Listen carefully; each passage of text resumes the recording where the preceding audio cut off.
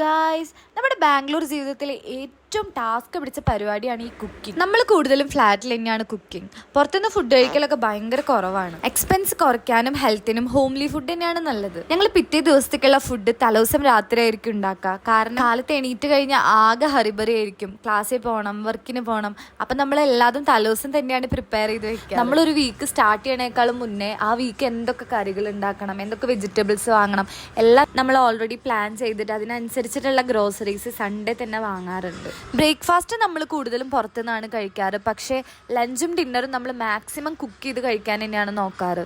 കാരണം breakfast, lunch, dinner ഇത് മൂന്നും പുറത്തുനിന്ന് കഴിക്കണം എന്നുണ്ടെങ്കിൽ മിനിമം ഒരു 200 rupees എന്തായാലും ചിലവാകും. അപ്പം നമ്മൾക്ക് അത്രയൊന്നും അഫോർഡ് ചെയ്യാൻ പറ്റാത്തത് കൊണ്ടും ഹെൽത്തിന് നല്ലതല്ലാത്തത് കൊണ്ടൊക്കെ നമ്മൾ കൂടുതലും കുക്കിംഗ് തന്നെയാണ് പ്രിഫർ ചെയ്യാറ്. നമ്മൾ ആരും അധികം കുക്കിംഗ് അറിയുന്ന ആൾക്കാരൊന്നുമല്ല. പക്ഷേ യൂട്യൂബ് ഉള്ളതുകൊണ്ടാണ് നമ്മളൊക്കെ ഇവിടെ ജീവിച്ച്